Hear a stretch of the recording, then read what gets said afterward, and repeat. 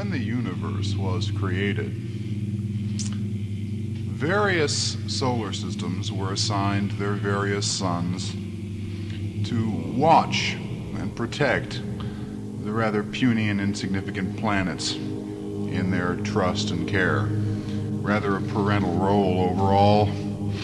And our particular system had, of course, our good old jolly sun, a big ball of fire.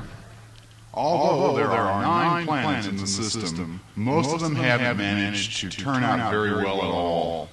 Some of them have, in fact, been sent to the Crab Nebula for remedial education because they're rather backward. But the ones that did manage to turn out rather well have turned out exceedingly well, such as, for instance, Mars. Now, Mars is a really fine little planet, and it has an exceedingly intelligent little race of beings on it known as Martian fire ants. The planet Mercury is inhabited by some rather obstreperous animals made out of molten lava. They run around all the time at unbelievably high temperatures and splash and gurgle and manage to completely destroy the core of the planet. It's a real loose planet. Now, after Mercury, you have, of course, Venus. Venus is a very restful planet. Everybody just sleeps a lot. There's a very thick cloud cover, and nobody ever wants to get up. As a matter of fact, almost nobody ever does. Most of the inhabitants of Venus are large plants. They just sort of fold their little leaves over their heads and snore noisily. It's very popular among more enlightened galaxies as an old folks' home. They like to send their older people there to just sit there and get bored to death. Now, Earth didn't turn out too well.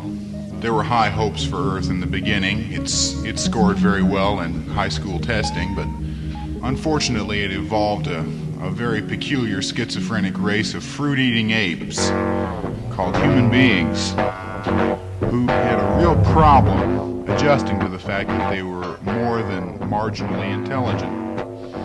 As a matter of fact, intelligence was such a great burden to them that they went around killing each other constantly. They just really couldn't cope.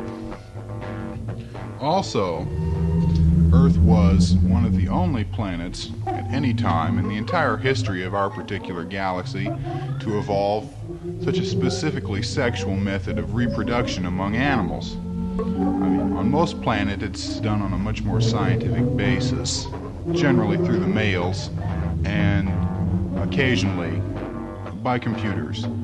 But on Earth, it's a very personal one-to-one sort of association, which has, of course, retarded the advancement of Earth intellect thousands and thousands of years, although the Earth people really don't seem to mind too much. On Mars, we have a race of highly intelligent insects known as the Martian fire ants. These are the good guys of the solar system. An entire hive colony of billions of tiny little insects, all at exceedingly high temperatures. They have very high body temperatures, very hot little devils, because they have a relatively cold planet. Each one has the intellect of a person an Earthman would regard as a genius. Each ant is a Goethe, an Einstein, a Newton. Very witty they are too, and they have an excellent sense of taste. They have, of course, absolutely no conception of Earth people's methods of sexual reproduction, dealing as they do with this problem by use of their fire ant queen and various drones who, of course, after they impregnate the queen, are quickly eaten by Martian fire ant eaters.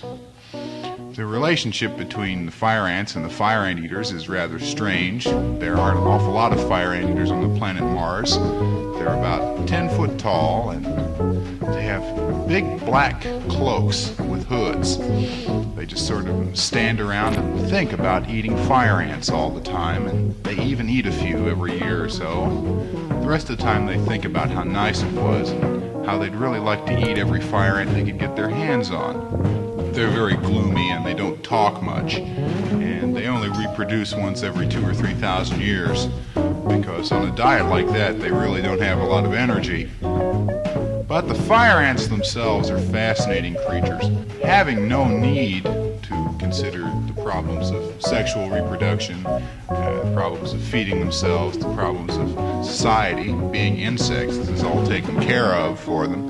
They instead concentrate on their insect hive telepathy and think together in unison. It's rather like a great choral undertaking on the part of 3 or 4 billion minds thinking in harmony. They have discussed at great length in the recesses of their brains the physical limits of the universe, the exact age, race, creed, and color of God. She's black and about 17 years old, and they've decided that they've found out when the universe began, when it's going to end, what's going to happen that's interesting, and what's going to happen that isn't going to be too interesting. So they never miss any of the action. They generally spend the uninteresting times sitting around thinking about how they could improve everything, and sometimes they do it. Their powers of mental projection and telekinesis are awesome to say the least, and they have a great sense of humor. Now, on the planet that once stood between Mars and Jupiter, and is now the asteroid belt, lived a race of professional critics. These professional critics not only found great fault with the solar system and its construction, with the fire ants and with each other incessantly, but they set up a huge intergalactic communication system with which they would constantly beam unfavorable reports to every living creature they could get a hold of. They were deemed an incredible nuisance by anybody who ever had the misfortune to pick up their wavelength, and of course their planet was destroyed completely. The asteroid belt that now circles the sun has a few survivors of this race of critics clinging to the rocks tenaciously and muttering about how if they were going to destroy a planet, they certainly could have done it a lot better. The rest of the planets in the solar system are rather cold, and some of them are a little pretty if you go in for ice sculpture or something like that. A lot of methane amoebas, ice creatures, and wispy vapors of gas. It's pretty, but you really wouldn't want to live there. The heating bills would be, of course, completely unthinkable. Venturing out through these various planets, we come, of course, to the last planet, Pluto, or as it is called in certain arcane religions on Earth, Yuggoth. Pluto, or Yuggoth as it is also sometimes known, is the outpost of general evil, nastiness, unpleasantness, discourtesy. Nobody there brushes their teeth. It's really a vile, evil, nasty place. Many horrible creatures from other dimensions use it as a vacation resort, because Pluto, being as far from the sun as it is and as isolated in the deeps of outer space, has a cold approaching absolute zero. There is very little light of any kind, and so it is black, abysmally cold, empty, and incredibly depressing. These creatures from other universes, space-time continuums, warps of dimensionality, are exceedingly unpleasant. They're sort of antimatter jelly. Some of them are known as the Great Cthulhu, Shub-Niggurath, and of course, who can forget Hastur? These ugly creatures occasionally show up on Earth. They normally wouldn't go to such a relatively well-lit, well-heated place as Earth, because they consider the climate exceedingly unpleasant, and people there have been known to behave decently occasionally, which of course offends them no end.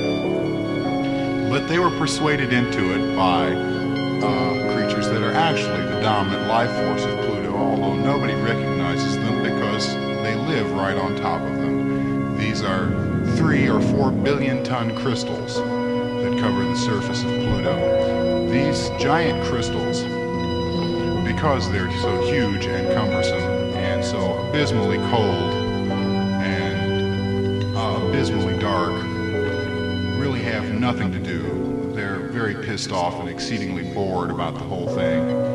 They sit on their planet thinking of evil thoughts and envying anybody who can move at all, and of course trying to do their best to screw things up, especially for Earth people, because Earth people really don't recognize the danger from this planet and are open to all sorts of stupid and harebrained suggestions that are beamed to them across the ether from these evil and somewhat ill-humored rocks.